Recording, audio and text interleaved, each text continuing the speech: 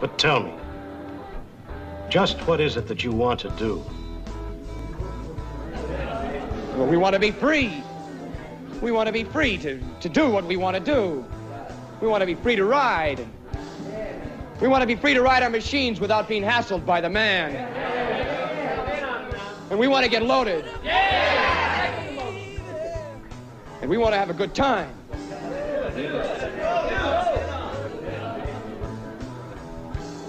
And that's what we're going to do. We're going to have a good time. We're going to have a party.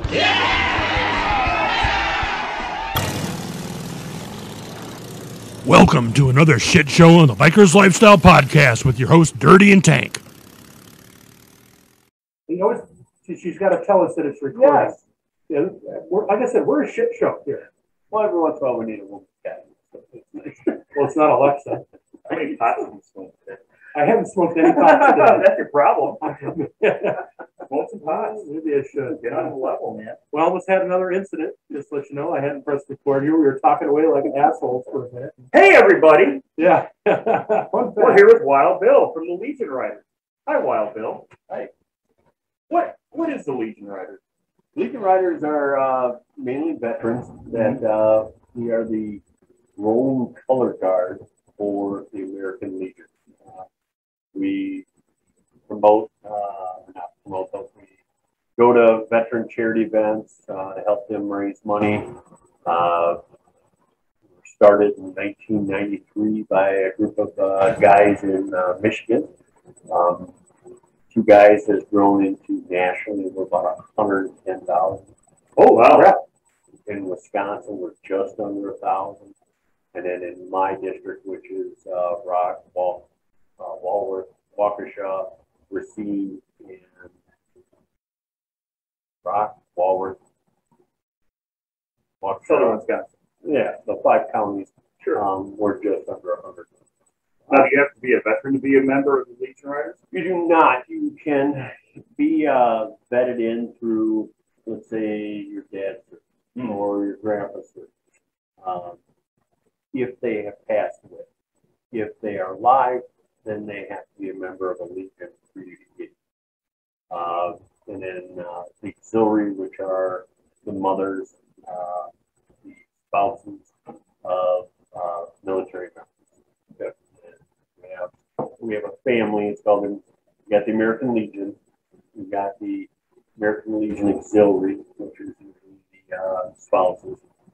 The sons of the American Legion, which are the ones that are the grandsons or sons of a veteran, and then the American Legion Riders that makes up the Legion family.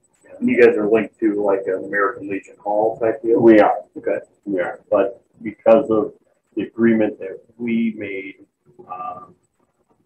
in Wisconsin with the dominant, we we wear a patch here within other states. Okay. And the other agreement was Something else.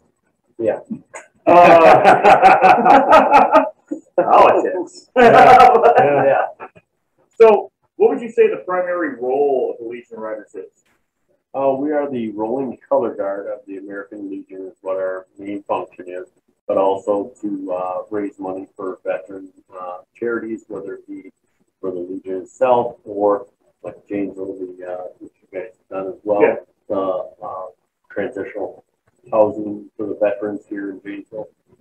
We do that in our district. And then like 2-3 weeks ago, went up and did a ride in the Cross area in which we raised funds for the 9/11 children for them to have scholarships. Nice. So, and that's cool. That is right. That is nationally done all throughout the United States. What's a rolling color guard? Yeah. Rolling color guard, you'll see like when we do parades or we'll do a funeral for a veteran. We'll fly our full 5x or 3x5 flag. Usually we have it organized where we've got the American flag and we've got all the services. If a member passes away and they were armed fly the American flag and the Army flag as we escort them. We also do casket guard for funeral homes. Sure. We have done quite a few of those. It can be a little rough. We just did one. Yeah. We sure did. Yeah. Well, it's kind of funny because like most MCs, they mimic what the military does. Because let's be honest, most MCs were started by veterans at some point. You know, regardless if it's a 1% or a mom and pop, there's always some sort of hint of military involved in the MC world. So, what branch of service were you in? I was in the Air Force for 5 minutes. So you're the smartest person in the room, is what you're saying. Probably not. Thanks, right, folks. I mean, I'm not even that advanced. We almost fucked this thing up. We almost didn't hit record. Yeah, and that was me. So I'm not the smartest guy in the room. I can't even done that myself. I can't even hit fucking record. And that's not the first time, trust me. It happened. Or if they don't call us a shit show for nothing. What'd you do in the Air Force? I started off as an airframe repair specialist, sheet metal on aircraft, and then I went over to Spain. I was stationed there, and I put in for a special duty assignment with 2955th Combat Logistics Support Squadron, which I became a aircraft battle damage repair specialist, where we were the MacGyvers of the Air Force. So you get a roll of duct tape and wrap it up. Yep, exactly. One time flight, get it back to a safe area where we could either scrap it or work on it. We were worldwide deployment. We went all over the place, which was great for my first marriage. Oh, I'm sure, yeah. Yeah, how'd that work out? Yeah, it did. And Steve first. Yeah. First marriage. Yeah. And, have bags, we'll travel. And on 6-7 months at a time. Now, did you do your basic training at Lackland? I did. And my little brother was in the Air Force, and they called it lackluster. He said, when we were packing up the night before graduation, I did 3 different rounds around our barracks just to make sure I got everything, because I wanted to make sure there was no reason for me to ever go back to Texas. I have heard that before. Yeah, land of the cockroaches. Man. Yeah, he said it was hot. It is. Well, I went down in December, so for Wisconsin guy, I went from winter to Texas winter, and So spring. And I was there when they brought in the Challenger. They brought that piggyback on the back of like a 747. I remember that, yeah. And then they flew it out, and I was in basic. That was a big deal. Yeah, and they flew up when I was in basic. Wow. Anybody who's thinking about going in the military, don't go in December. There's a lot of federal holidays that you don't get training time for, so your basic training It's extended. So don't do that. Pro tip. Yeah. Washington's birthday. Oh, man. So you're saying you blew up the Challenger? No, It's your fault? Nope, not my fault. I was too. Breaking news here on the Life Lifestyle Podcast. Wild Bill blew up the Challenger. All 7 of you heard it here first. Right. Gonna go viral. Yeah, I doubt. I doubt. So you have a podcast. I do, and it's I've seen a lot of different podcasts. I've been watching your guys as well, And yet you still came on. I did. Wow. And there wasn't a platform in my opinion, for veterans to tell their story, whether it was combat or they weren't combat. I've been lucky enough to have a couple of Vietnam vets come on and talk about their experiences. And some of them get kind of deep and personal. Matter of fact, the majority of what I hear when the podcast is done, after you hit the stop button, is I've never talked about that stuff. Wow. Not that it's that deep to do that. Oh, yeah, but it's kind of cathartic for them. It is. Get it out. Very therapeutic. And I enjoy it because, one, being American Legion Rider, 2, being part of TUGS, which is a non-profit. I'm the board of directors for that, where we reach out to anybody who is suicidal. Our main mission is to kind of take the stigma away from the words suicide. As you and I were talking earlier, 22 a day is just way too many. Way too many. Well, I've heard some estimates that it's actually more than that. At that time. I could see that. I really could. The biggest issue we're having right now is with our Iraq and Afghanistan veterans. Their buddies died. Their buddies lost limbs over there. They have survivor guilt.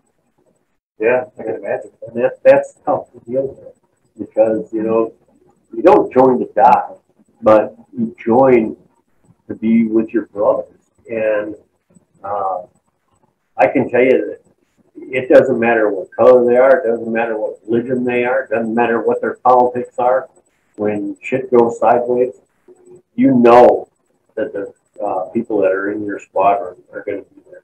You don't even have to look back. You don't have to look to your right. You don't have to look to your left. When we go into war or go into a conflict, we're not going in there because our government wants us to. I mean, technically we are. But we're going in there because our brother's going there. And we want to be there with our brother. And when you lose somebody like that, you think, well, it could have been me or it should have been me. Because sometimes, just like riding in a pack. Yeah. Be like, well, why don't you go ahead and leave? Or, or you're, well, I'm going to kind of fall back, kind of stay in the back of the pack this time. And then a car goes through the middle of the pack, you're going, that's where I usually run. Yeah. That should have been me. And then you got that guilt, if you're riding up front or riding in the back of the pack going, if I wouldn't have just moved back.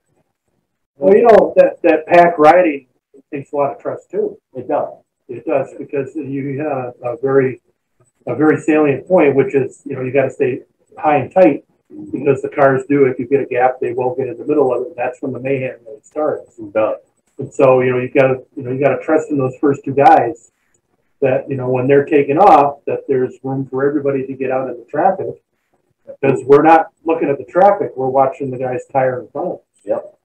And now how do you guys ride? Do you ride staggered, or do you guys ride handlebar to handlebar? It depends on what we have. Some parades restrict us down to one lane.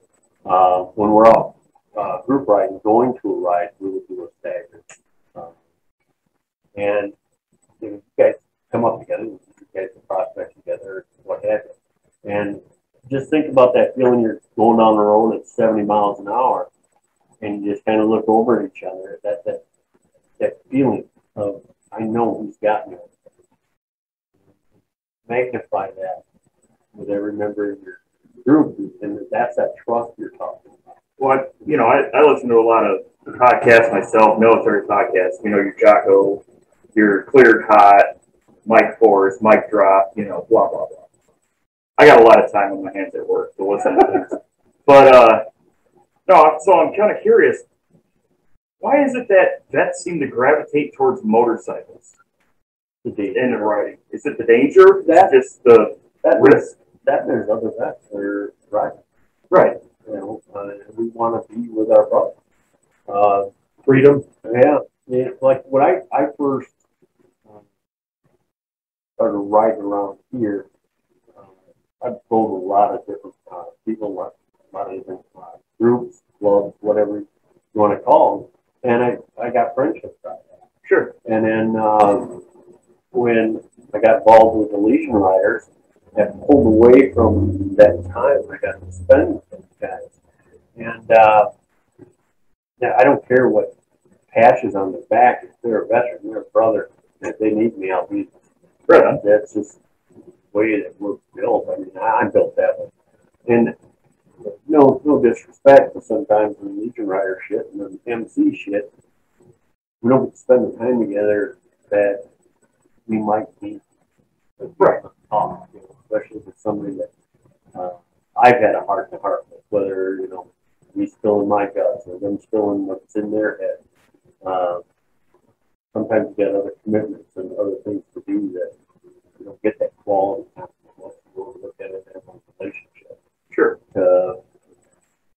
Decompress, what we like to call it, because and I know guys that are badasses, and nobody would ever mess with them just looking at them.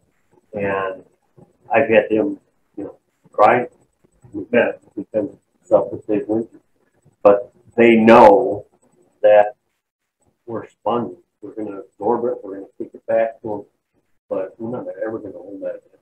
Oh, it's more therapeutic, if anything. And, It's, you just got to get shit off the chest, talk to somebody that actually understands what you're going through, Yep. Sometimes it's, for guys that were in combat, you and I were kind of talking about this before. The guys that are in combat are in a circle like this. The ones that were non-combat are kind of in a circle like this. And those that served outside of that are in a circle like this.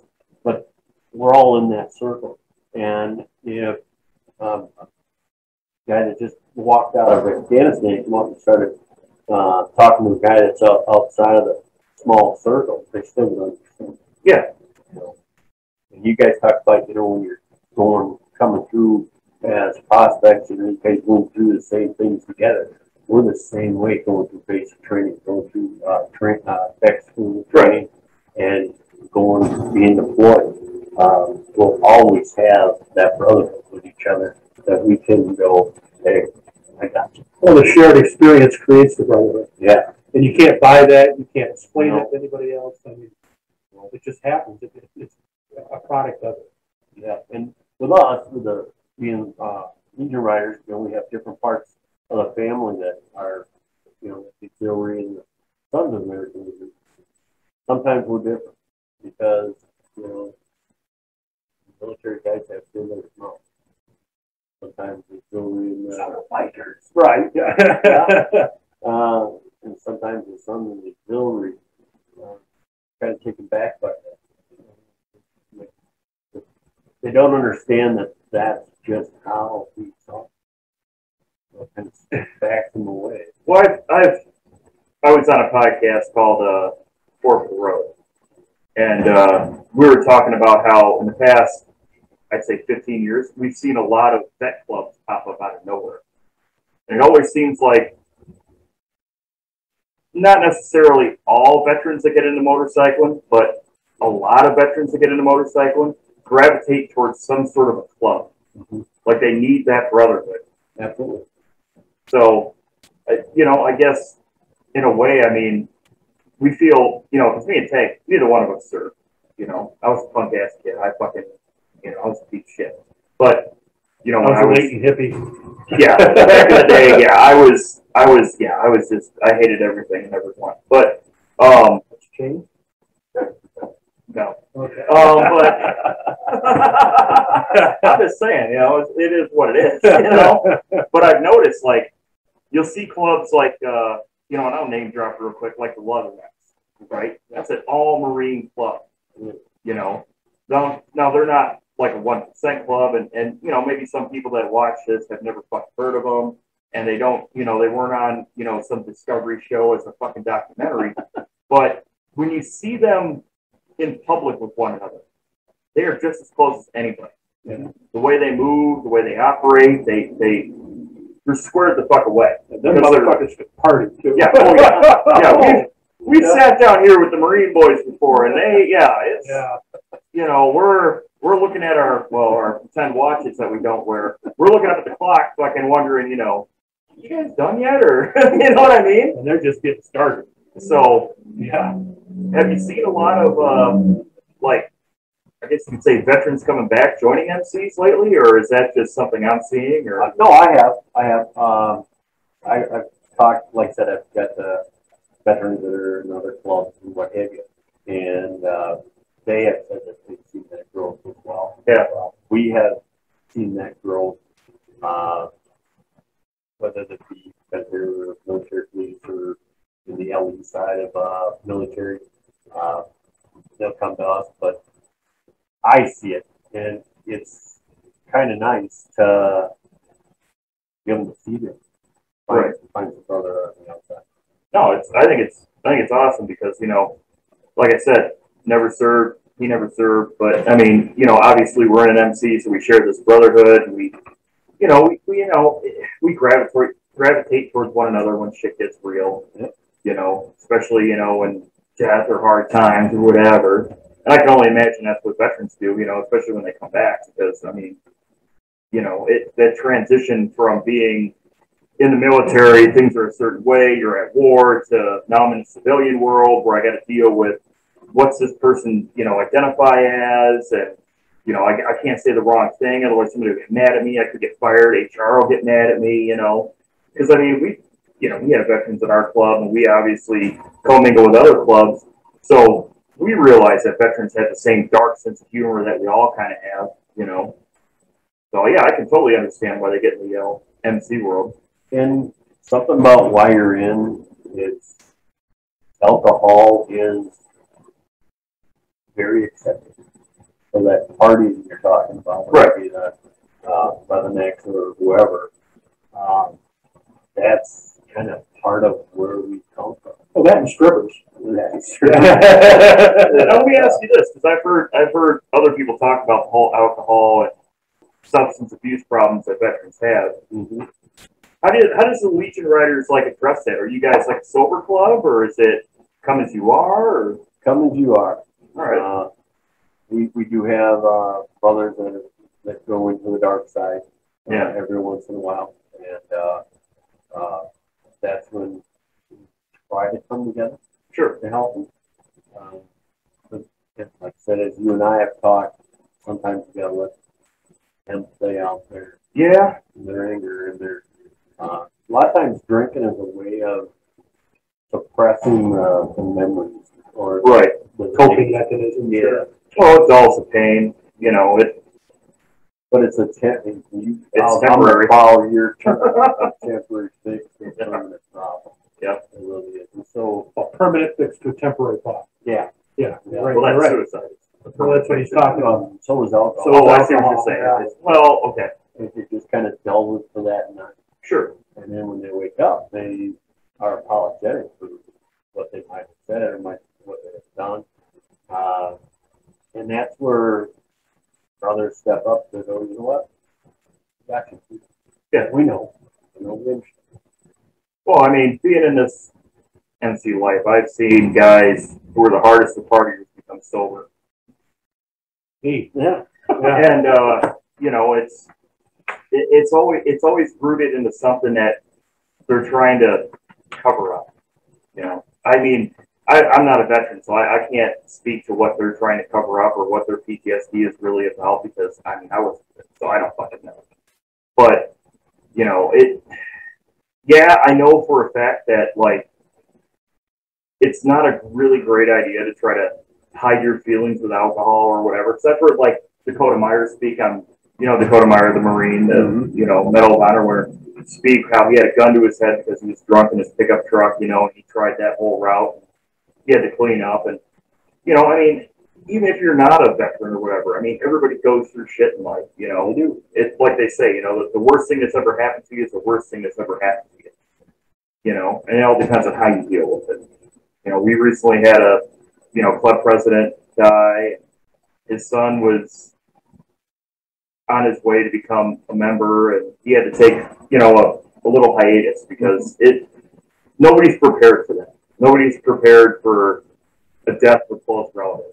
You know, regardless, I mean, there's the brotherhood and there's everything, but you know, it's not my dad. You know, I didn't grow up with the guy. I didn't live with the guy. It's, you know, and we kind of keep an eye on him because, you know, sometimes he kind of seems like he's going in that direction where he's going to be self-destructive. Mm-hmm. You know, and I think that's why the Legion Riders and other veteran clubs are really important for veterans, because other guys can recognize that. Because we've all kind of walked down that path once or twice in our lives where we've almost gone off the rails, if not all the way off the rails, and had to come back. Yeah, absolutely. So that's why I think the Legion Riders and, you know, organizations like that are really important, especially to the veteran community. Now, just think if us, Combat Vet Association,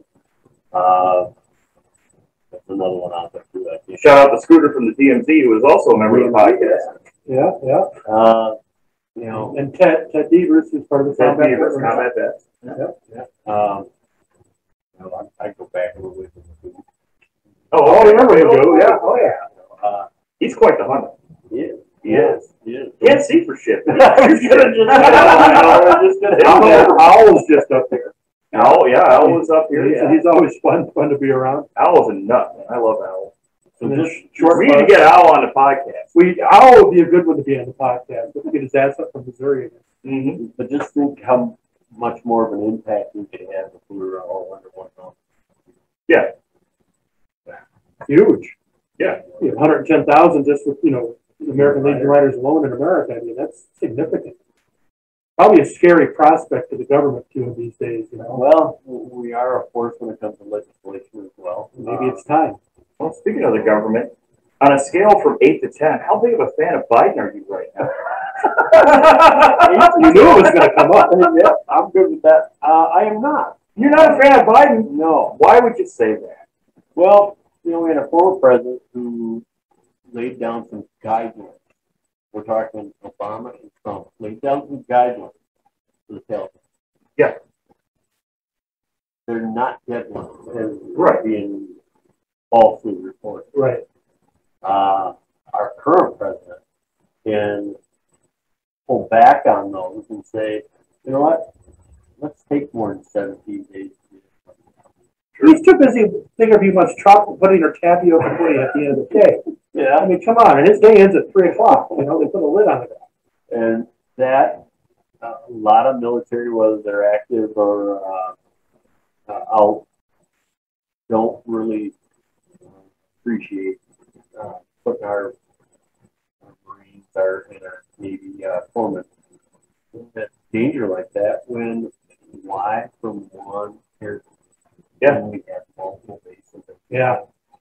Instead, we one base.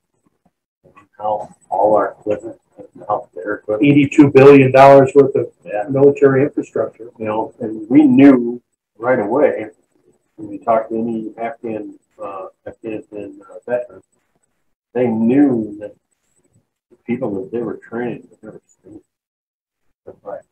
Well, yeah, like I said, I'm not a veteran, so I obviously don't know any tactical type strategics, but at the same time, if I think of it as like, all right, if I was that guy, would I have done what he has done? No, because you literally let the whole country go to shit, including the city that you're in. You gave up all your assets except for one air base.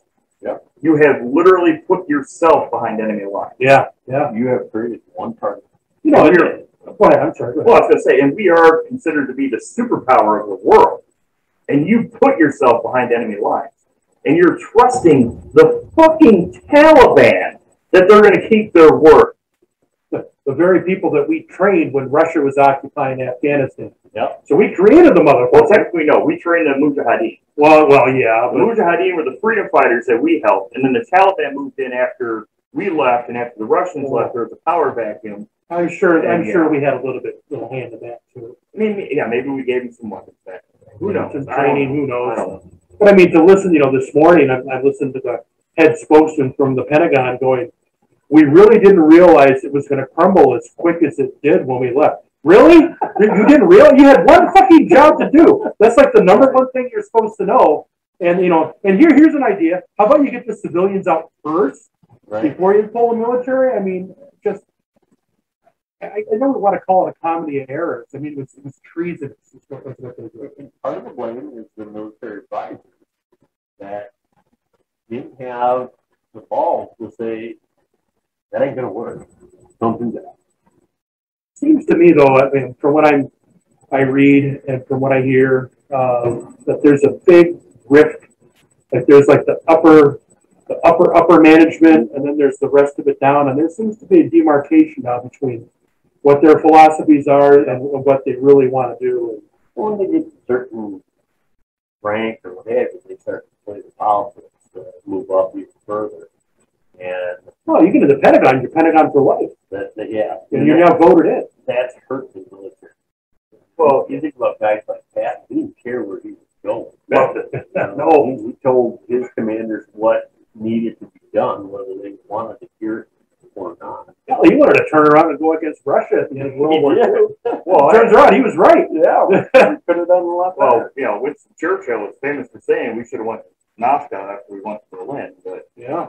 I mean, and I bring this all up because I can only imagine if I was a guy who was either stationed in Afghanistan or was, even if I wasn't in there, I had, military brothers that were in Afghanistan, lost their lives, lost their limbs, whatever. And you see the fucking shit show that's going on right now. You see our fucking current president claiming victory because the last plane took off from, what was it, the Kabul, what was the name of that air base? Doesn't fucking matter. You know what I'm talking about.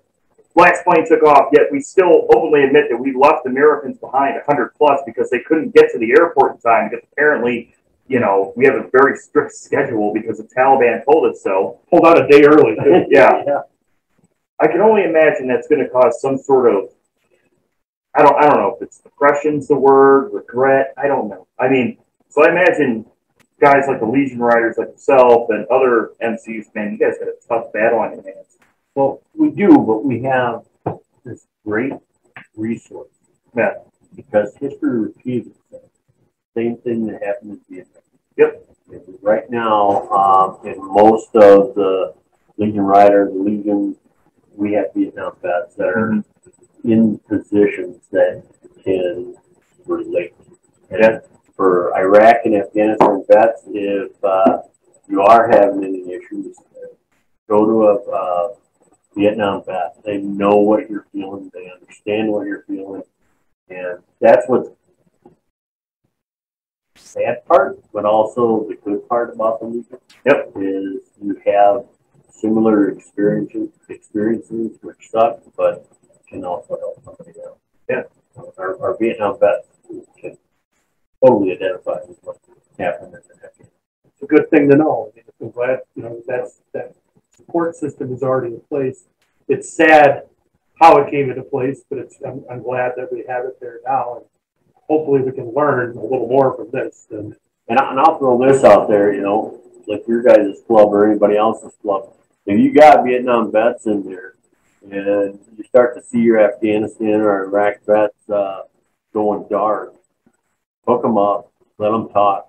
It may be a different time period, but the experience is a lot. They're almost identical, and they can really do each other good.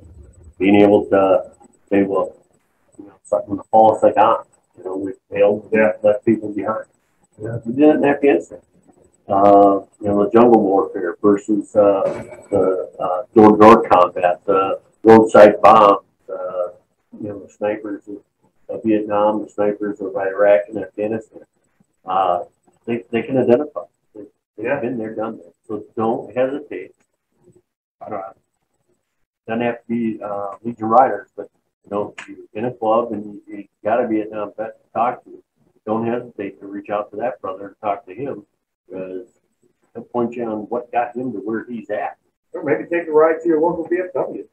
Yeah. I mean, well, when you go into a Legion and a VFW, it's kind of a different atmosphere. It kind of gets, we get you help. I'm not saying we won't, but it's almost territorial. Really? Yeah. You guys beefing with the VFW? No, it's more of a, are you a member here? Oh. That kind of stuff. I missed that episode of Gang. Yeah, right. I don't even know what the VFW hand sign. Anyway. Oh, Jesus. Wow. Shots fired. Watch out. Holy shit. We uncovered something. Right across the bow. Man. Wow. Yeah. But, you can go there, but I would more point you towards the VA, talk with them. Madison just happens to have, and I've been through it, so I'm speaking from firsthand experience. One of the best, in my opinion, PTSD clinics that there is. I've never had a problem getting an appointment there. Yeah. Never had a problem getting somebody on the phone, talk if I needed to talk, and take advantage of it. You earned it. That's what's part of when you serve your country, that they're going to they're supposed to take care of it. Yeah, we got a couple brothers that go up there. They got nothing but good things to say. I mean, the VA gets a lot of shit in the media. Some of it's probably deserved, I'd imagine. But for the most part, I think they've came a long way with the VA hospital. They have, Madison we're blessed. I mean, absolutely blessed that it's actually physically attached. Oh, okay. So a lot of times, like when I went through, I had a couple heart attacks, and my cardiologist was actually, I had one cardiologist from the VA and two cardiologists from the UW on my team. And that's how they do it. Pretty cool. That's a good deal. Yeah. And now you get up by Toma and even some of the ones that are down by Rockford and up by Dubuque, you start to lose some of that Quality. well, yeah, that's good for you. Let's shift gears here a little. So Okay. you guys ride. We do. At your club, you guys do a lot of hard riding and just big rides you do. And That lacrosse one we did, we can. I mean, there's a ton of national ones that we could ride, and statewide, not as much. The Legacy ride is probably our biggest fundraiser throughout the state and also nationally. Again, that's in the 9/11 children of 9/11 victims. We get together to ride, and I want to believe that's in the millions that we've raised for scholarships for them. Locally, you'll see us bouncing around. The hardest thing is, even though, like for me in my district, it's 5 counties of 72, you know, you can pull a rock into a veteran charity ride. Oh, yeah. You know, it's hard to make them all. Yeah. Plus, you throw in there the parades, the funerals, the funeral escorts. It spreads us thin. I mean, And the fact you're in the Midwest, so your riding season is 6 months long. yeah. Well, let's get a wheelchair with an engine. I mean, trike. Oh. Wow, Shots fired. Wow. wow, that's twice I now. think the trike riders of the VFW are going to be knocking on your door after this one. Holy shit. Let's open up another can of worms, Bill. What do you ride? I ride a 97 Harley Heritage Soft. A Heritage Softail. Now, you know Dirty thinks that's a girl's bike. He Right? does. He does. He does. And I'm okay with that because everybody has their own opinions on bikes. And I You're a didn't say it fellow. was a girl's bike. I haven't rebuilt mine. He did. Come on. I haven't rebuilt mine 3 times. Oh, You know. Well, I'm on my third time. You know. Are you? I'm just. No, I've only done it twice. Uh, No, the top end is fine. I'm just having clutch problems now. what's to say mine is stock. So that's the brakes stuff. no, I got a feeder ultra plastic outside. Gotta have something to ride, brother. Hey, 2 is 1, 1 is none. I gotta admit, I started off with a Yamaha 8 when it was 10 or 11. Oh, yeah. And then in high school, I got a Honda 750 dual overhead cam, like a burnt orange bike. You and everybody else had that color. Yeah. My first bike was a 78 CB 750. Yeah. Yeah. 78 Kawasaki 650. And then when I got out, I went to Katana. Yeah, tuna. And got clocked at 157. I think I'm sure. Were you going downhill? We were going. We ran into him later that night. Right. Oh, I happened to see a green bike. Okay. Okay. Good. Yeah. But yeah, that's then graduated from Harley. So we have gold wings, we have trikes, we have It's not brand specific. no. It just got to have over 500. Right. Well, it's kind of. Well, that's almost even like an old way of thinking, in my opinion, because I mean, there's, you know, the Kawasaki 400, like the Rockets, they'll keep up, you know. So it's kind of interesting. I mean, I'm not saying you guys need to change your thing, you guys do your thing, but I'm just saying it's kind of strange how certain things kind of don't change. They don't change with the times when it comes to like CCs, you know. And it's kind of, you know, one of those things that's kind of strange. I wonder if it's going to in the future. You know what I mean? Mm-hmm. It could. It could. I mean, like the old days of, the guys with the Kawasaki, with 400 LTD, would barely do 80.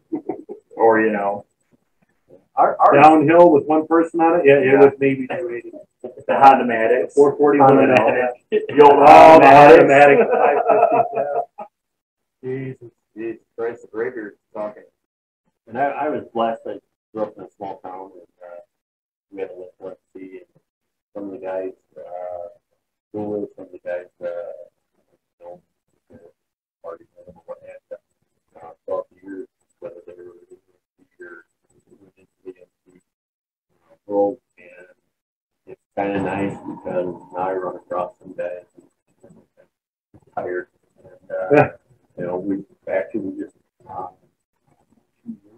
buried member who's also a veteran that we retired from the MC world. He was down there and we provided. Nice. And his family reached out. So last year we put a Navy vet in the ground. Yeah. Here in Janesville. Yeah. I met him once. I can't say that I really know him. I went to high school with him. He was a good dude. He was a good dude. Yeah, he was. He was always the biggest smile in the room, man. Well, I wouldn't say smile as much as The grin. Grin. The grin. That fucking grin, man. Shit-eating grin on his face. Dude, that guy had a grin that was fucking world famous. We did a podcast with Black Dragon, Hollywood, and, Shaggy and Big Bone. And long story short, I just mentioned his name. And Black Dragon, who's in Georgia, Atlanta, Georgia, was like, oh, why does that sound so familiar? He knew who he was. Wow. So it's, yeah. And it's one of those things like, I know him as a guy that I went to high school with. And then I know him as a guy that went through a process to join this club. And then I know him as a guy that went through a process to join another club. So I got to see that whole transition, but I still kind of remember him as this other guy, But to see the fanfare and the people that turned out to fucking say goodbye to him and honor him like that, it was huge. You know what I mean? Yeah, for us, fucking huge. And we were a part of that of his procession, his motorcycle procession. We were lucky enough to be able to do road guard for them. Yeah, just to be honored to be a part of it. That was 500 strong motorcycle. In this little town, that we had feds all over the place. There was all sorts of black minivans. There sure were. It was weird that day. Yeah, helicopters and all that. Yeah, Miles away. But we just had his 1-year memorial ride a couple weeks back. Yeah, I ran into that day. That's right. We were right in front of the clubhouse here. We were on our way to go to that. That's right. And no feds that day for some reason. Maybe they were there, but we didn't see them. They weren't as overt as they were, during that. They probably didn't know. Probably not. But too busy with looking for white supremacists. But you drive down Center Ave, and the venue where they had his all his party and everything. Celebration of Life. It's Celebration of Life. It still says his name up on the marquee. I mean, that place is closed. It's not open for business, but it still says his name right up there on the marquee. Yeah, this world. Yeah, I won't forget Shipwreck 1%. No, he was named. Yep. There was. He was. Yes, he was. Once upon a time. Well, I guess I have talked to. I talked to him once when he was with his club that he was with, and then when he was with DMZ, I think I met him and talked to him. But I know what you're talking about. Yeah, he and now a fellow club member of ours, him and Ship were prospecting the DMZ. Same time, Dirty and I were prospecting here, and so every now and then we'd meet up, and the four of us would compare notes. Because you got to stick together when you're going through some of the bullshit you're going through. But I mean, he was, again, just he was that guy, man. He can never be replaced. That's for darn sure. And there's a big empty part in our lives now without him in it, and without Chop in it now too. Yeah, I met him through a veteran. Yeah. I met him twice.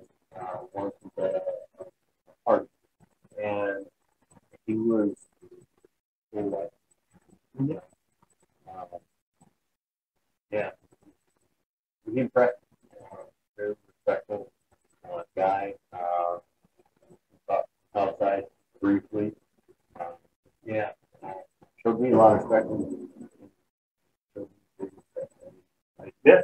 I didn't realize he was your guys' president. I don't think I looked at his tab at the time, but there was a big job. And that the two encounters I had good, much respect. Yeah, there's touched a lot of lives here. Yeah, in Rock County, and not just Rock County, but hell, Wisconsin, Chicago area. I mean, anywhere the guy went. Yeah. But was he had like a knee surgery or something like that? Not too long back. No. That was blood clot in his leg. Okay, that's what. Yeah, he always had heart problems. Okay. And he had a blood clot that went from his waist down to his foot. Yeah. And to the point where his body started growing another artery. Yeah. And that tough motherfucker went through that surgery awake. And was on a motorcycle 3 days later. Sure was. Wow. Yeah, I'm actually with some of the brothers that I'm with. You know what I mean? Yeah. Well, for the Potts, that guy had brain surgery for the second time in 10 months. And was fighting to get back on his bike 7 days later. Yeah. Like literally. The family was trying to keep him off of it, and he was just fighting him tooth and nail. Calling me up from the hospital. Yep. God damn it, you better come up and get me. I'm walking out of this motherfucker. Oh, yeah. You'll know me because I'll be the guy with the freaking gown on and nothing else. You can see my bare ass. Like hold on, where are you at? And he's 72 years old. Yeah. And Pops is the toughest cocksucker in this squad. That's all there is to it. Yeah. He really is. Yeah. That guy's head, I've seen him, he has bashed his head against the ground a couple times in the past few years in accidents, Yeah, one when he's leaving my place in Florida, he's down there for a week at my place. Goes down at 80 plus miles an hour and on 75. Yeah, he's back riding a couple months later. Wow. So that's mad respect. Guys that have that determination like that. I don't know what he's got. It's determination, but there's some sort of I don't know, man. I've never met anybody like him in my life, but I doubt I will. Once he's gone. But he could outlive all of us for all we know. Oh my God. And isn't it funny how you meet people like that are just, they seem to be indestructible, no matter what. Yeah. Then you watch the world around us where they're worried about fucking all this other silly shit that we don't even give a fuck about, And it's like, maybe that's why we're a community amongst a community, a subculture. We just want to be left alone to ride our motorcycles, man. Live our lives and be free. Yeah. And maybe that, as you were saying earlier, that's go towards sports because we all kind of think that same way. Yeah. I think I've seen something on the internet where don't thank us for our service. Be the type of person. Be the type of person we can be proud to serve or something like that along that line. Yeah. Well, it's kind of like at the end of the movie Private Ryan, where he tells the guy to earn it. Yep. I mean, and that's kind of how. We talked about it on the Black Dragon podcast. Yeah. How it almost seems like bikers are the last patriots of this country. I would agree. Obviously veterans, of course, but as far as like this general public wise, it almost seems like bikers are the last patriots. Yeah. We're still trying to be as free as possible and freedom fighters. Give everybody their due respect and try to stay out of other people's business. And I personally never canceled anybody. So yeah, when you look at society in a whole today, everybody's worried about what everybody else is doing. Everybody's on social media trying to show that they're living their best life and they're virtue signaling. Yeah. And they're trying to jump on every cause. Have you been vaccinated? All this dumbass shit. And here we are, just a simple little fucking MC in the middle of fucking Nowhereville, fucking trying to do our own goddamn thing, making a goddamn podcast, trying to fucking highlight guys like you that fucking deserve it. Yeah. You know what I mean? Yeah, and I totally get that because I can identify with that. I don't care if some guy wants to go foot dress on what they don't blow. Yeah, don't blow in my ear and try to make transgender. side. No, I just don't care what. No, I got do. you. No, I hear you. That's cool. Whatever you do behind closed Whatever doors, flips fine your with us. Twinkies, fine, man. That's fine. Hey, listen. You know, I looked at it. You know, I was big on the tank 2020. Tank 2024. I Yeah. think 2024. I'm serious when I say we've got to forget about the Republicans and the Democrats and start looking for Americans to run this country. You know, I've said it for a long time. Everybody, you know, they're always looking, you know, to see what's left or right, when really we need to do, you know, what's right or wrong. Mm-hmm. We need to get away from that left and right because they're both wings on the same bird. Yeah. People don't realize that. That's how they flummox the American people, because they think that there's some sort of a separatism. They don't understand. At the end of the day, in Washington, D.C., when they go out drinking, they're all out there drinking and whoring around and doing it all together. It's just one big club, and we're not it. All right, I got one last question. We'll wrap this fucker up. All right. Ain't nobody's watching shit more. 12 minutes usually. Yeah, 12 minutes as far as they get. But you know what? My mom's watching, so Hey, it's for my mom. #1 fan. That's true. Anyways, We love her. yeah, and maybe Hollywood. Would it kill you to make us some cookies, you know? Have you got her any merchandise? We don't have any merchandise to give her. Well, I think you guys are giving us for free. Well, Anyway, you know, last question. last question. And I already know the fucking answer, so I'm going to ask you why. Okay. Why do you think that future presidents should have served in the military? Because before you send somebody into a whether it be war zone or a hot zone, you should understand what you're sending them in. Never been there or you've never served to know you're sending your brothers or sisters into possibly die unless you've walked in those boots. I think you should be able to make that decision. I would also add, like, just the leadership aspect of it. To some extent, the higher ups now, as I said before, they get kind of involved in politics. But if you got somebody mid management and below to become president, I really think this country would better be more common sense, but yet more would be done for low country and not for lower money. Yeah. Our natural resources that Flip other country has. Yeah, no shit right there. Yeah. You know, and I can throw it back at you as far as would you send a brother on a ride that you don't think, you know your brother, would you send one of your inexperienced riders on a ride that you don't think is really Well, the Dragon Trip, that's right. okay. Well, all right. So let's say, yeah, I got to dance around this a little bit. Yeah, But, we've had experience. let's say I got a club brother that is not where I would like him to be in his riding skills. Okay. And there is a ride led by a club that rides at a very high level. Okay. I would instruct that brother, hey man, maybe sit this one out. Because I know his level, and I know that he might not be able to perform where he would need to perform to. Mm-hmm. So I would instruct him to step back.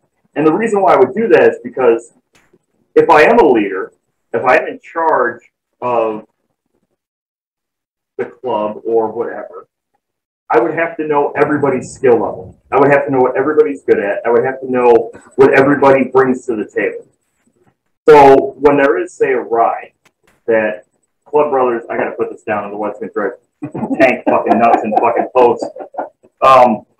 If I were to see a brother who is not at the level he needs to be at, I would have to find brothers that I know are at a level that they are at, that can perform.